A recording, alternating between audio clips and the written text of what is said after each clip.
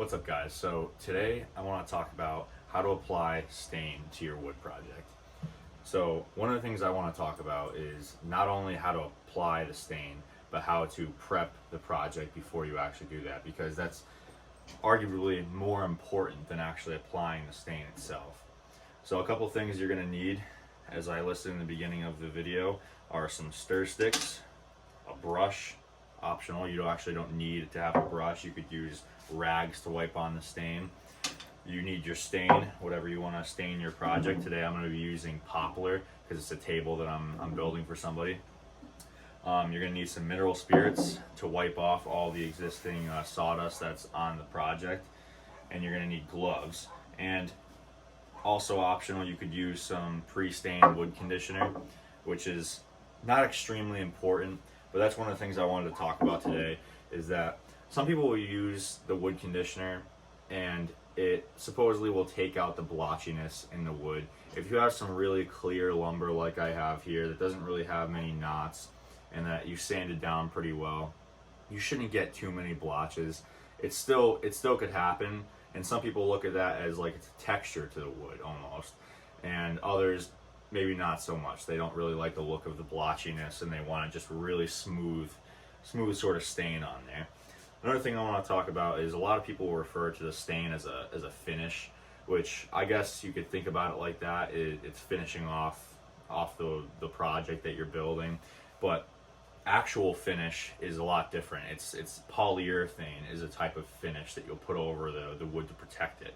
And the stain doesn't actually seal the wood. That's a big misconception that a lot of people might think. So stain is not a finish, it's a stain. And some products might actually have a finish built into them. Usually those are on the cheaper side and they don't work as well as staining a project and then polyurethaning it or whatever other finish that you want to put on the project. So a little confusing, but so first things first on your project is you always have to wipe it down with something. So today we'll be using mineral spirits to wipe down the project and just get all that loose sawdust off. And this will give you the first look at your project before you actually stain it. Because another big thing I want to talk about is you may think that you sanded down your project to perfection and there's no scratches, no nothing, no imperfections. And then once you stain it, it'll pop out like a sore thumb, something you might not have seen. So before we stain our project, I always like to wipe it down with mineral spirits just to see if there's any hidden scratches. So we're going to go ahead and get started with that.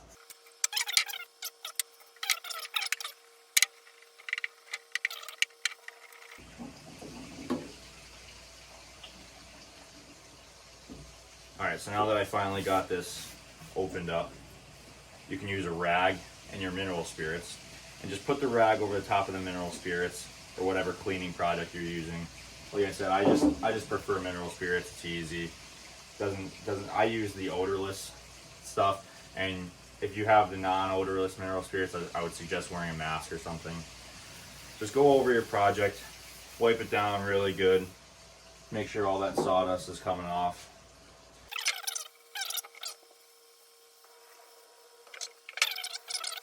And if you're staining a tabletop like I am, I would always suggest staining the top first of your project and then flipping it over.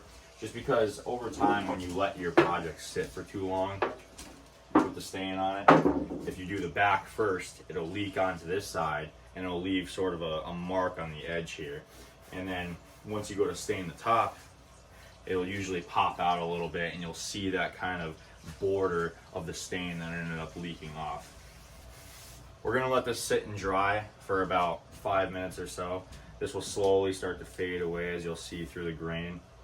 And like I said, I'm using poplar today, so this will absorb it a lot quicker than some other woods, but sometimes you might have to wait 15 to 20 minutes for whatever you're putting on your project if you have a hardwood that's not as porous as softer woods. So now that our mineral spirits has dried up on the surface, we can now apply our pre-stain, which once again, just to verify, you don't need a brush to apply this, and you don't even need the pre-stain. You could wipe this on with a rag, or if you don't decide to use pre-stain at all, that's totally fine. You can still stain your top and it'll come out great, but for this project specifically, since it's a tabletop, I just want to get it as smooth as possible, so I'm going to be using some pre-stain. You apply this and then you let it sit for about 5 to 15 minutes just to penetrate the wood.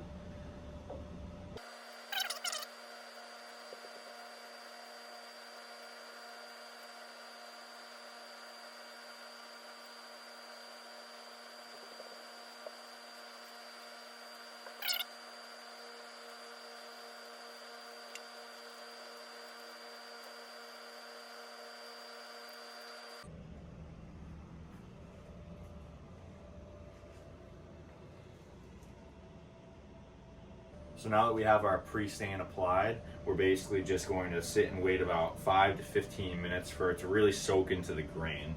And that's going to make it so all those potential blotches won't be there, and it'll give it a nice even stain.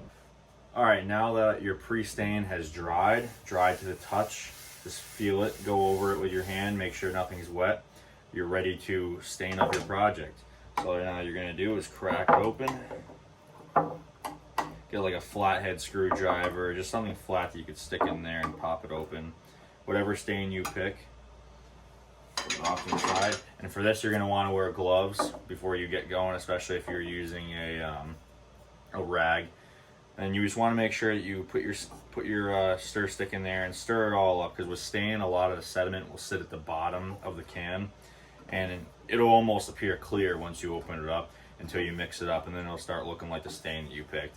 Just give it a stir for about 2 minutes, and that should be pretty good, and then you're ready to stain. Alright, so now that we have our gloves on, I would just suggest wearing a mask too. So as soon as you have your mask on and you have your gloves on, if you're outside, you don't really need a mask on for stain. I would still suggest wearing one, just because a lot of these fumes coming out of the stain you could breathe them in. They're just not good for you. So just wear it, especially if you're inside. So now we can get going with the stain, and I'm going to be using a rag today just to show you how it goes on. It's the simplest thing you can do in woodworking, especially, is just applying the stain. So here we go. You could also use a brush if you wanted, but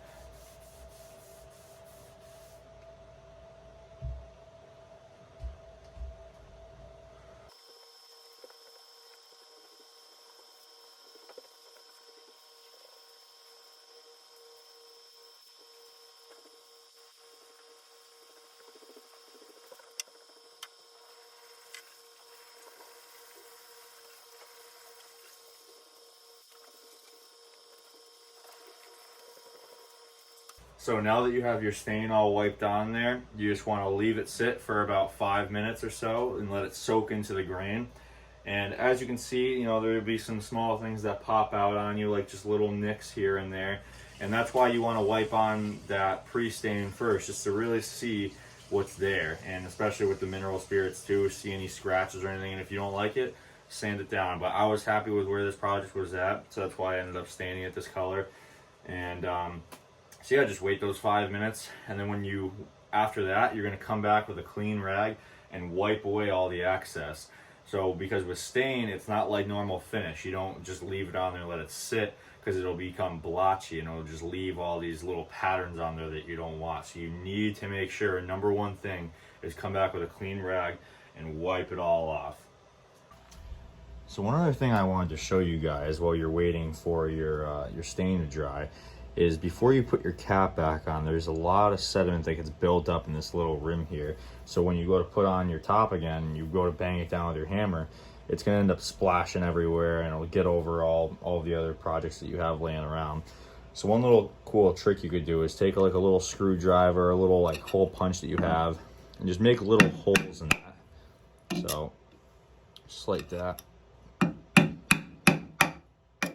You could preferably do this before the sediment gets built up like that and splash like I just did, right before you end up staining, so that none of this stuff actually gets built up first. And just make a couple dozen, make about a dozen holes all the way around this, and then that allows all this stain that's laying in these grooves just to drain out. All right, so now that we've waited our 5 to 10 minutes, we can go ahead and take a nice clean rag, one you haven't used yet for anything else, and just wipe your whole project down. And doing so will, just like I said, take off all that extra stain that's just sitting on the top.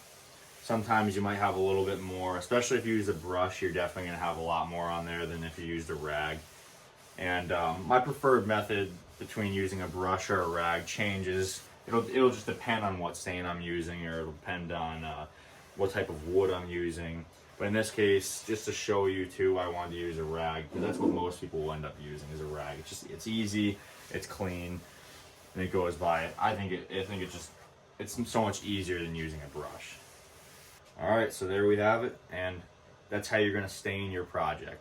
If you have any comments or questions, definitely leave them in the comments below. Make sure you like, comment, and subscribe. Thank you.